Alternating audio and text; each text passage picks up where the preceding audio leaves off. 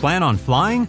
In order to board domestic flights, your driver's license or state-issued ID must be a real ID. Learn how to get your real ID today at tsa.gov/real ID or visit your local DMV.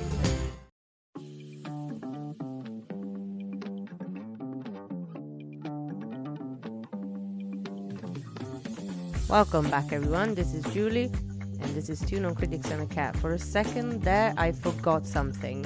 I thought I got my name wrong or something, but I just stopped, and I didn't know what I was doing. So, welcome back. I'm here with Martina, and I'm here with Federica as well. How are you guys? Hello. All good. We had a pretty quiet week this week, but we luckily were able to go to the cinema together, and it's been nice. So, what's going on this week? What are we talking about? So, this week we are talking about Black Mirror, which you watched last week, no? Yeah, about a week and a half ago. And then Thunderbolts, which we both watched this week, Julie and I. And then Feds will talk about Warfare, which she watched 2 weeks ago. 3 weeks ago? Yeah. Maybe, yeah. So, that's what we're talking about today. And we are going to tell you our opinions on these three movies, these three pieces of art, because apparently we both liked Thunderbolts, me and Martina. We actually liked it a lot. I absolutely love Black Mirror. And Federica, did you like Warfare? In a few words? Yeah, I liked it. It was it gave me anxiety, but I liked it. So that's good. That was in his intent. Yeah. Fantastic. Perfect.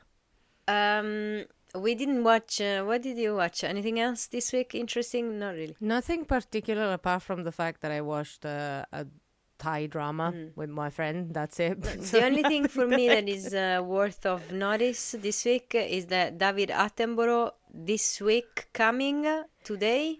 I think in the 6th, maybe tomorrow is, or the 8th, I don't remember. He's turning 99 years old. He's 99. Yes, the guy is a gift of God to us, to teach us how to love our planets. It's been a week that I see his picture everywhere on Instagram, and every time I'm worried that I'm gonna read he passed away or something, and I'm like, no. But it's just his birthday. And I think he gave an interview, and it was like, that what he said, I'm at the end of my life, which granted, legitimate, 99 years old. Yeah, it's okay. He's definitely not at the beginning, but I don't think for me, he should never come. He's not allowed. Exactly, he's not allowed to leave us. No. So every time that I see a photo on Instagram, I was like, no. And then I'm like, oh, no, it's just that he had an interview. No, it's actually his birthday. Is it, I think tomorrow, no? 6th or 8th. I don't remember exactly, but yeah. And he's a national treasure here in UK, but it's a global treasure, I believe. I went to the Natural History Museum literally yesterday, and I went to visit the zone that's called the Attenborough Foundation. So yeah, I think that was my spirit calling. He's definitely a gift to us. Yeah, so this was the only thing worth of notice for me. I mean, another thing worth of noticing for me is the fact that Thunderbolts right now is #1 movie in the world somehow, opening 163 million. Yeah, there's not much else, to be fair, but it's a good opening for Marvel. They didn't have. It is good. It has been a good run for Marvel because it was like 94% on Rotten Tomatoes, something like that. So it was really good. Apparently, people liked it. Yes, so which is good. I would say let's start diving into our topics. So Julie, you start first. You got to see Black Mirror last week, which I will never watch because it gives me anxiety. So I love that she goes like she's very inclusive. She went, I'll never watch it. So my question is it still like culturally relevant and such a new thing as it used to be? It is actually very culturally relevant right now. There is 7 episodes, and I think that most of them relies on technology and how we misuse technology. So I think it's very, very relevant for what we're going through right now, especially in this day and age. But there is a lot of loss as well. There is a lot of power struggles, and there is specifically digital life that gets like imbued into normal life. So I think it's immensely relevant to what we're going through. And I think that it's still also enjoyable.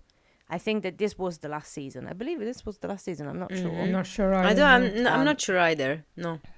I'm not sure that this was the last season, but I hope at some point it will not go too long for the... We have lost a soldier here. I think she went to grab the cat while I was coughing my lungs out and putting myself on mute We for lost two that. soldiers, yes. So you lost both of us at the same time. Absolutely. But yeah, so there is I'm going to go a little dive into the first and the fourth episodes because it's probably my favorite. The first one is called Common People, which is a teacher that left fighting for her life. So she has basically a tumor, and her doting husband signs up for a high-tech system that keeps her alive. Now, it is very funny because they keep on taking the part of like Apple, like improving. They keep improving the system. So the first episode is actually absolutely jarring because you get really, really upset at some point. But it's basically them updating the system over and over again for her to live an actual normal life. So again, very relevant because it's basically we're all trying to be up to date and going on with the times. But it is absolutely jarring also because there's a lot of pain and there's a lot of loss. And at some point, like, he does decide that this is enough. So then there's Benoit, which is a young woman that is unnerved with an old acquaintance. And she joins the company. And basically there's something odd about this acquaintance. And again, it's a power struggle. It's very, very interesting how they put it on. And I think that they use a device that would probably destroy the world in pieces. Because it's basically a USB pen that you keep like by digital prints in your hand, and whatever you say, it will move and transform reality. So you should have seen Martina's and Federica's faces. So yeah, this is how she's like managing. Honestly, I am still shocked by the fact that I couldn't understand. That So they going did the to work on my advertising. commute, Yeah. there was like an advertisement panel, a massive one. And I thought it was like a new tech gadget or whatever, but no, it was actually the Black Yeah. Mirror So they did do the whole marketing campaign around the fact that was the knobbing, the knobbing thing.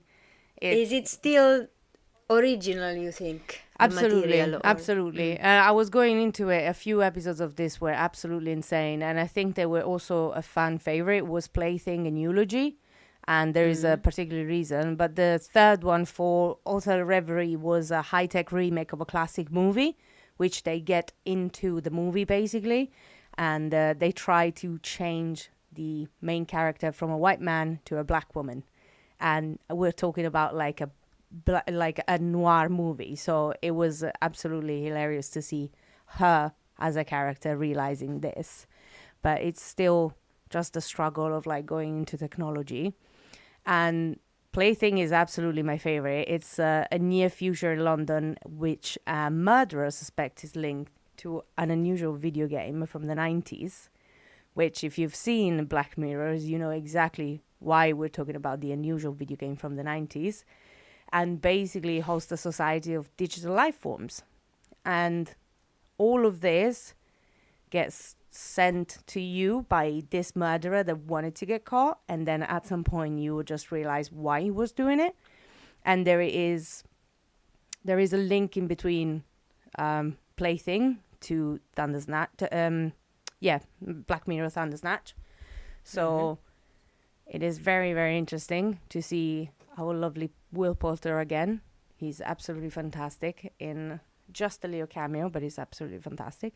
And then Eulogy is just the story of an isolated man, which is basically introduced to a groundbreaking system that allows users to step inside all pictures, which is really, really powerful.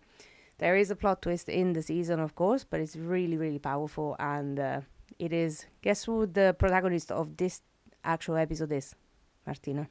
Who is it? Paul Giamatti. Yeah. I have seen him in some of the advertisements, and I was fan like, favorite is back. Paul Giamatti. A fun favorite, yes. And I love the guy. He just was very up, good, actually. Made me against cry. the wrong person at the Oscars last year. That's all. No, but he was very good. The Poor eulogy thing. is like I think that it's not one of the longest one, but it's definitely one of my favorite in between all of the seasons that I've watched in Black Mirror. And again, it's very relevant because he I loses. think it's also an unusual character for him to play, no? Yeah, he's a very isolated old man. Like he's trying. But is to... he evil or not? No. In this? Ah, okay, so then No, he's not. He's not evil. He's just trying to reconnect, like with this entities, with this like digital entity into this world to make sure that someone Okay, can so it's get not an unusual, eulogy. it's You know, so quite they similar to- reconnect to the pictures, and this was like a woman that he loved. So it's very powerful. Loved it absolutely. Okay, fine. The last one is a reprise of USS Callister into Infinity, which is basically the continuation of USS Callister, which is incredibly good, honestly. And I think that was the perfect ending as Anything well. you didn't like? Anything? Sorry? You didn't like? Probably the third episode completely. Hotel Reverie was absolutely useless. It was just a technology to make you understand how much like you don't exist into digital forms. And it wasn't particularly deep. It wasn't particularly new. So I didn't really like it. But again, there's always one or two episodes in Black Mirror that you don't like. But none of them were slow. None of them were impossible to watch. There've been episodes in Black Mirror that probably you didn't want to watch because they were too much, or this were like tailored. They were tailored to like know a little bit of dramatic essence or like being, but not too butchery. You know what I mean? It wasn't anyone butchering people or anyone, you know, doing horrible things to people. It was just like them getting themselves into trouble. So it was very interesting. But yeah, out of all, I think that Black Mirror is still a very, very relevant TV show and a beautiful one as well. I do hope that they finish it because I do not want them to ruin it. And I think that this season was a great end. And I'm quite sure that it is the last one because the previous one, it was just a reprise of all of the museum episode. It was a reprise of all of the episodes. So I think Any it might be. Emmy award possibility here? Plaything you or see? Eulogy could win a good episode, a good leads. Plaything and Eulogy are genuinely two of the most beautiful episodes that were ever created. Interesting. Okay. Also- I mean, Black Mirror has been already, I think, at the center of Emmy award season It's not a few years ago. It's not his strongest season, but Plaything and Eulogy were absolutely tremendous, honestly.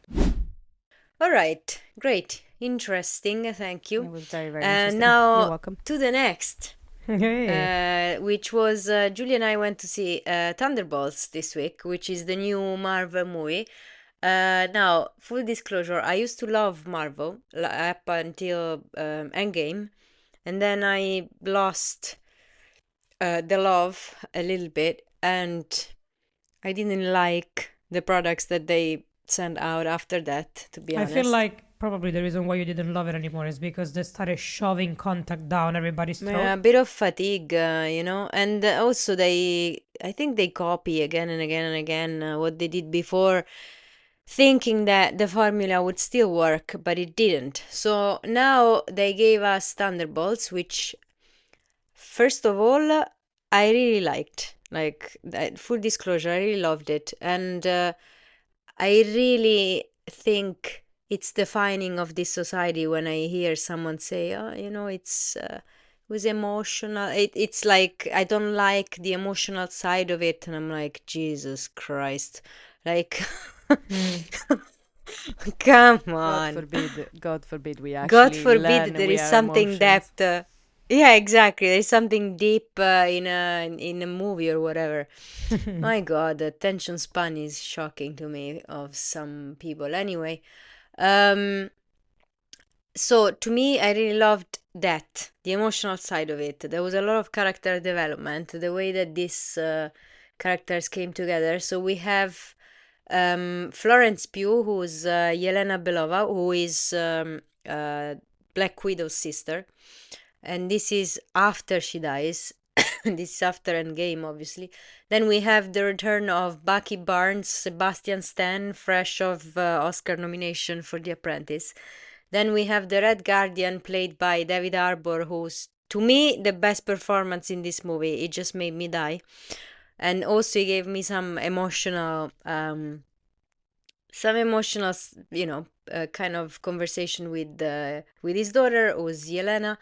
And then the Ghost, who's Anna John Kamen, and Wyatt Russell, and the Taskmaster, who are basically manipulated into a deadly mission by the CIA director, who's Valentina Allegra de Fontana.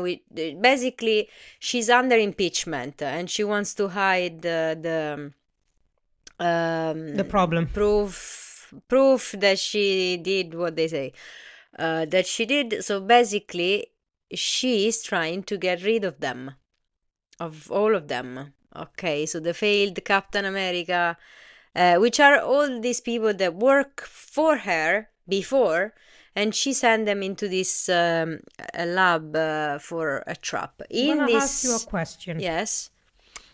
Do you think, and don't shoot the messenger, and the idea that came in my head, that this kind of resembles a little bit Suicide Squad from DC? I have not seen Suicide Squad. So I think Julie can answer because she's seen both.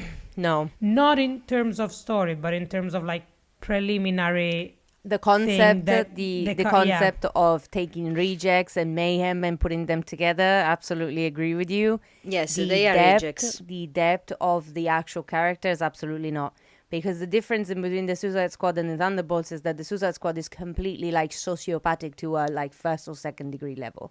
Mm-hmm. So the Thunderbolts are just broken people that need to be taught how to fight and how to love and how to unite and assemble, which is basically what Captain America used to do. And but Suicide Squad, they're just a complete bunch of like psychotic people. So I think it's very similar. It's very, very similar, the group, but it's good to see like the Suicide Squad team, they always on the verge of like breaking because they always think that they're going to kill each other. Like we saw a very good like warming group in there. You know what I mean? So it's a bit different, but I get where you're coming from. Yeah, because the idea of the kind of like, let's say, general or mastermind behind that tries to cover her tracks and make them do impossible things to try and get rid of them kind of reminds of the fact that you had Viola Davis' character in Suicide Squad, who is hiring these rejects to do missions that are borderline illegal. Yeah. Because they're expendable. They're expendable, basically, yeah. But I don't think I don't know if in Thunderbolts you have the expendable part, or is just trying to get rid of them and that's it. She's just trying to get rid of them. It is also the expendable part in a way, because they've made a lot of mistakes in their life. Now, yes, but when they were actually usable, they were never expendable. They were very important. Yes. You know what I mean? Yeah. She's trying to hide proof of what she's done, basically. That's why she wants them dead. But obviously, they are trained assassins, so it's not easy to kill them. They're very useful as well. In this lab, they find a new character, who is Bob Reynolds. Bob. And I think the actor is the actor that kind of got his breakthrough through an Apple TV show. Yeah, actually, I don't remember which one, but you might be very right. Lessons in science, in chemistry. Yeah, lessons in chemistry. With Brie Larson. Mm-hmm. Yes, I know what you mean. He's a new character, and he will become, I don't tell you who, because it's too much, but whatever. Like, they will face a new villain. What I love about this whole thing, I don't want to spoil it too much, is that it is funny, but not funny, stupid, like Deadpool. I knew you was going to say Deadpool. Yeah, I hate that kind of, my God. Yeah, not that kind of stupid. Like, it's funny. funny, like It's not normal dirty funny. stupid. It's not mischief stupid. It's Yeah. just funny stupid. It's funny. It's funny. And then, so there is a lot of character development for all of them, if you think about it. Like, failed Captain America is dealing with obviously being rejected, and he's got troubles with his family as well. He's been rejected by his family as well. And then you've got Red Guardian, David Harbour, who's obviously dealing with his own past and, not being able to be there for his daughters. And then Florence Pugh Yelena is obviously dealing with the fact that she's an assassin since she was a kid. Yeah. And she's got this inner demons of killing since she was a kid, killing kids while she was a kid, So she obviously doesn't feel like a hero, even though at some point she's come to become one in these Thunderbolts because they have to face a threat. But the thing is, I have never seen in a Marvel movie such psychological depth. Like that was not. That is a kitty. Yes. Yeah, come on, baby. Yeah, no, there is a lot of psychological depth, to be fair, which is exactly what I was saying before talking about the Suicide Squad. And there is the concept of void, emptiness, linked to the character that will, again, I don't want to spoiler, Let's try not to spoil linked to the character who is going to bring that out, which is he's depressed. Yes. Do there is you a question. think Federica raised her hand. Bear in mind, I haven't watched it because health. I wasn't feeling great last week, so I missed out on the movie. But do you think that this aspect of the void can be linked to the fact that each character, one way or the other, has a void to fill because they lost somebody important? Yes. Yelena with Black Widow, Bucky, and absolutely. Is there Falcon as well in? No. But absolutely, though, and also Red Guardian, who feels like he was never the hero he was meant to be, because he had to be like Captain America for Russia, but he never was. So he feels like he didn't fulfill his purpose. So he feels the same. So you got it absolutely right, and you got the point. And you haven't even watched it. So what Imagine brings that. them together is exactly that. And I love that the threat is all psychological more than like the critic that I heard and I read. Most of the critics are like me, like they loved it. But the few people who didn't love it, they were like, they had this super powerful character, blah, blah, blah. And they made it so psychological and emotional and whatever. And I'm like, who cares anymore? God forbid Like, we confront our emotions. We're talking about a universe that has and Thanos and Vision. Like, we are racing who is more powerful. Who cares? Like, we don't need a more powerful character. It's actually, I loved that there was a psychological side to it, and that he was representing something like depression, If you think about it, in terms of Marvel movies, even in the past, there's always been a component that was emotional and mental. Yes. But it kind of gets always overpowered by the fleshy part of being superheroes and all of that. Yeah. But there's always been an underlying tone of Tony internal- Stark. Yeah, I was mean, gonna if you say- think about internal Tony. struggle. I was gonna say Stark. Tony Stark has been plagued by like every kind of Yes. emotion His arch is and regret yeah. about all of the action that he committed. every one of them has had something internal. So even Thanos himself, there's an emotional component to the Of course. rage and everything. And it's To what he did to his daughter, the problem that you have is that unfortunately, as every movie, people tend to downplay superhero movies because it's just superhero, it's just gimmicky, it's just explosion and everything.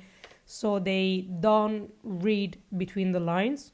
And some movies from Marvel were better at kind of like shining those spot hidden between the lines and making you understand the mental aspect of things. And I wonder if Thunderbolt has successfully done this better, that it's more clear than other movies where it was more subtle? I think yes, because this aspect here takes center stage. Okay. So that's good to see, because sometimes they try to do that, but they still fall behind the flashy Also, part. honestly, some great performances. I have to say, these actors were quite something. Like Florence Pugh in particular shocked me. Like she was really, really more than you would need from a Marvel character. You know what I mean? You did say that the one that shocked you the most was Bucky, so I just want to say that.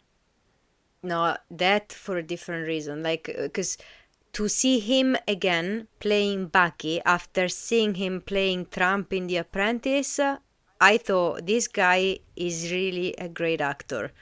There is it's such a different character. My God, you cannot. I feel like they nailed it with the casting, because they got all really good actors. Yeah. Including the new addition, where they're Yeah. they're really in touch with their intellectual emotion. Yes. So, and they're really all good in their performances in terms of like tapping into those kind of energy. And so I'm not surprised that you've seen like that the acting was great, because they're all amazing in their own merit. So having that, it's not surprising me at all. And I think like that's what makes the winning combination, like the winning ingredients to make a successful movie. Yes. You have to have people that are not afraid of tapping into that kind of energy, but they also understand and really have a great appreciation for the craft. And they don't believe that kind of like superhero movies are lesser categories, so they put the same effort that they would put into a movie that it would be indie movie, or a movie that is about a biopic and all of that. So I'm not surprised to hear that Florence Pugh was amazing and that Sebastian Stan tapped into a different kind of like energy into this kind of movie after doing Trump. So I'm pretty pleased. I'm also very pleased about the new actor, just because Yes. just because he's Lewis Pullman is Bill Pullman's son, which he was the dad from Christina Ricci's character, which is Casper. She was playing the movie Casper. So I was very excited about that. He's very good. He's very good. He's very good. Honestly, he is. And so, bottom line, could I get behind these new Avengers? Yes, I could. I really like them. The new Avengers or the old Avengers? The new Avengers. The Avengers. Said Avengers. So your hopes are a little bit more high for Doomsday? Yes. I've made a face because I'm like, I don't know. It's so many. I'm still confused about Robert Downey Jr. Jr. being trapped again. Is... Not trapped because it seems negative, but it's like, I know I trust him as an actor, but I'm like, I don't want Disney to fall back into the trap of trying to bring back the originals to get the audience back, because it's not necessary. To be fair, it's just because I was there for Bucky, but at the same time, they did bring me back immediately at the cinema the first day that it came out with Thunderbolts. So I might be incredibly excited to go and see Doomsday once everything falls back into place, if it does. Yes, we will see. Anyway, before we move to Feds with Warfare, just a shout out to our friend Chiara, who was in the end credit for Thunderbolts, and we were there with her when we went to see it. It was quite nice.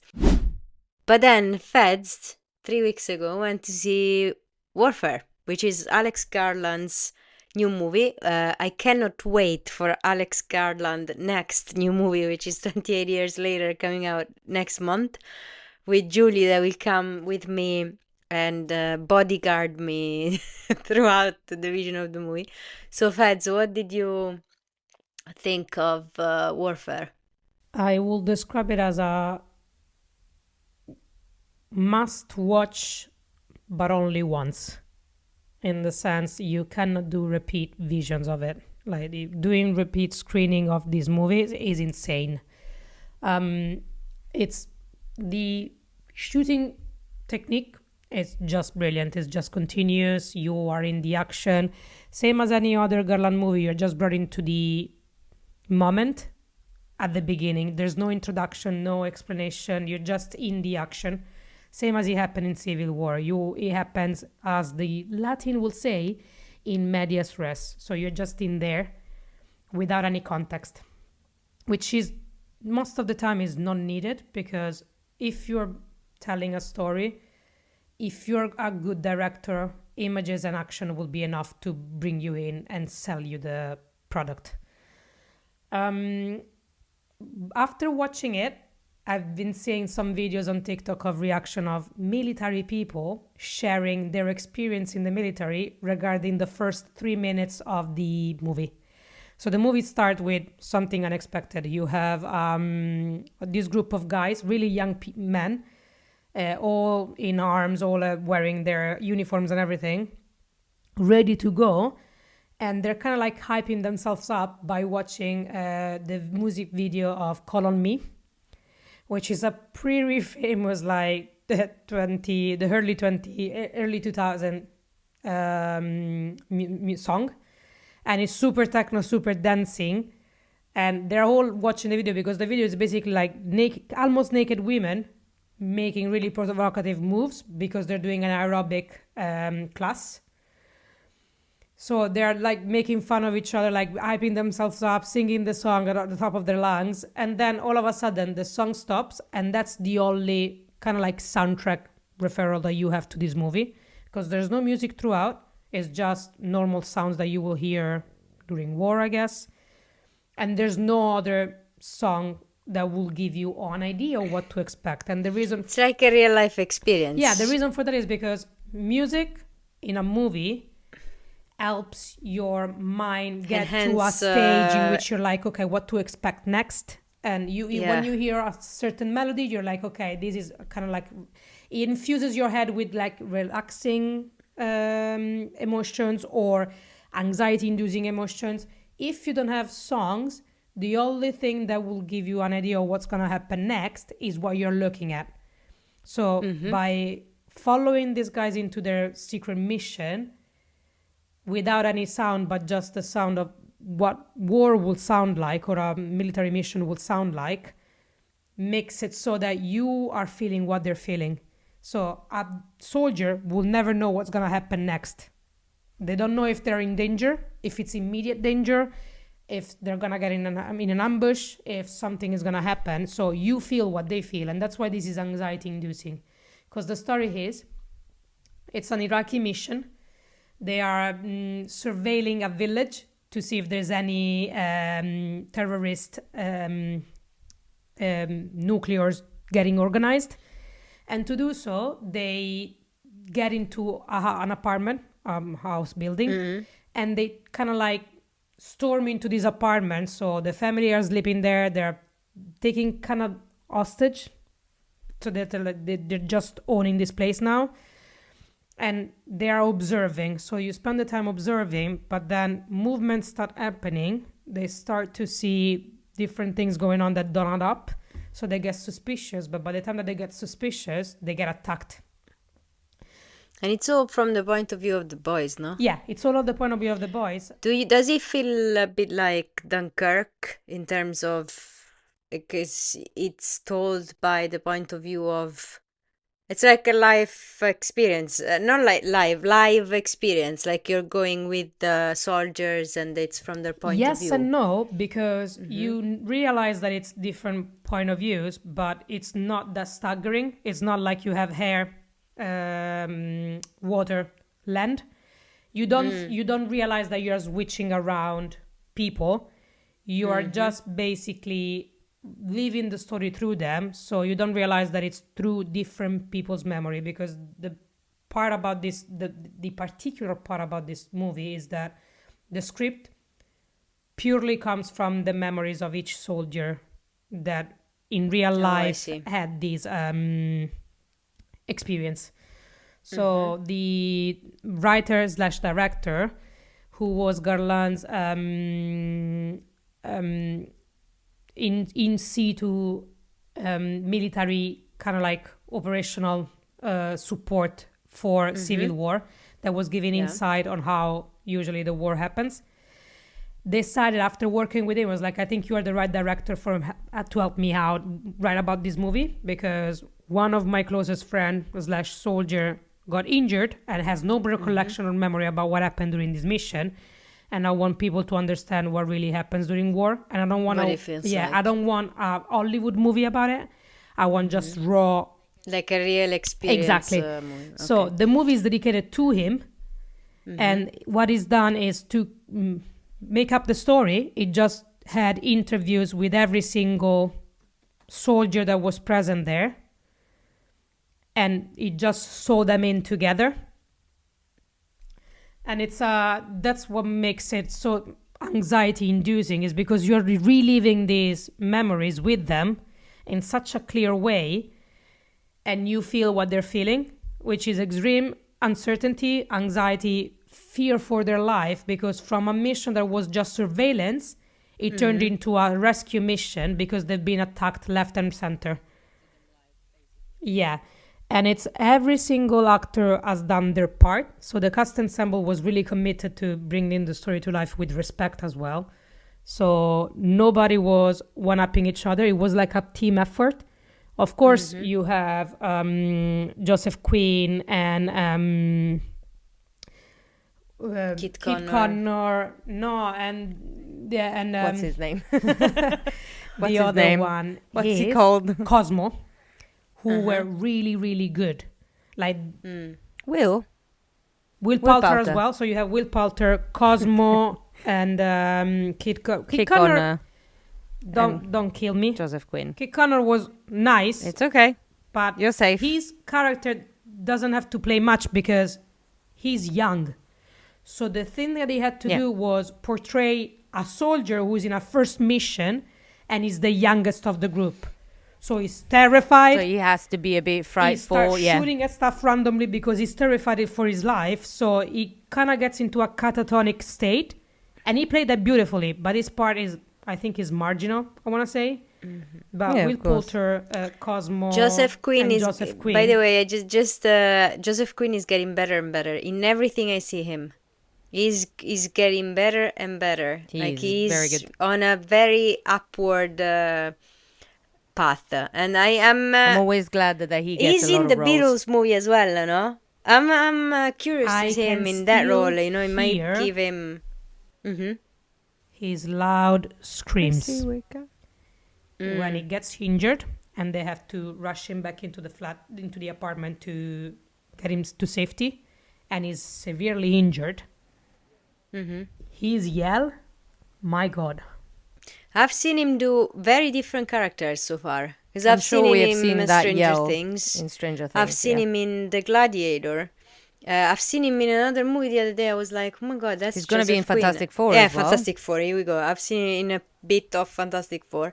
And he's a very interesting actor. He's going strong. Oh, he was in A Quiet Place as well. Yeah, here we go. In Quiet Place, he's going strong. Anyway, did you like it? I loved it. So the reason for watching it is the not use of sound. The way that the story is told, which is kind of raw, and it makes you understand how brutal war is, no matter which side you're looking at, because the family that got ejected from their house or evicted, they're not winners because their house gets destroyed. So the locals in Iraq are not winners. The soldiers are not winners because they have to go into this apartment and destroy everything, and also they risk their life, and in order to get saved, there's multiple people involved and multiple people are risking their lives. And then you get shown plenty how during war human lives don't matter. What matters is saving the equipment that costs us millions of dollars. And that is so clear in the film that it makes you want to be like, war is such an unnecessary thing. And whoever is criticizing the movie and considering it as a propaganda, they haven't seen the film and they haven't understood it. Nice. So today we reviewed 3 things that we liked. We liked all 3 of these things, which is not always the case. Which is not always the case. And it's like a like all around, which is great to see because it means that all the efforts went into and all the stars aligned to make a really great project. Yes, good, very good. I think we're done. Now, next week, I don't know what we're gonna talk about. I was thinking about maybe we should talk about the Last of Us season 2 that everyone's talking about. Why? You two are watching it, no? Yes. I'm not watching it yet, but I can get up to it. Yeah, very I'm quick. watching Under season 2, which is also something people are talking about. So maybe we could talk about this. Yes. And then I will leave for my first holiday in 6 months. My last holiday was our road trip, so I'm going to Ireland finally, and That's crazy. Our last holiday yeah, it was was the- a road the trip. I'm going mad. I need to go. So I'm going to do my road trip in Ireland. So I guess I will see you next week. So catch us on Yes. YouTube and Instagram as well. Sometimes we put some interesting things, sometimes not. But if you don't follow us, Sometimes you we will just never put catch Nala. up with the interesting things. Absolutely. And thank you for being with us. I leave it with Julie And we'll see to you. say. And we'll see you next week. I love that Federica is like swinging like a clock right now. She's in the dark. She looks like Palpatine, Emperor Palpatine. And I just wanted to say something beautiful. You guys should have seen my face when I thought that I deleted 28 minutes of audio. Oh. What do you mean? So with that, You have deleted 20 minutes of which audio?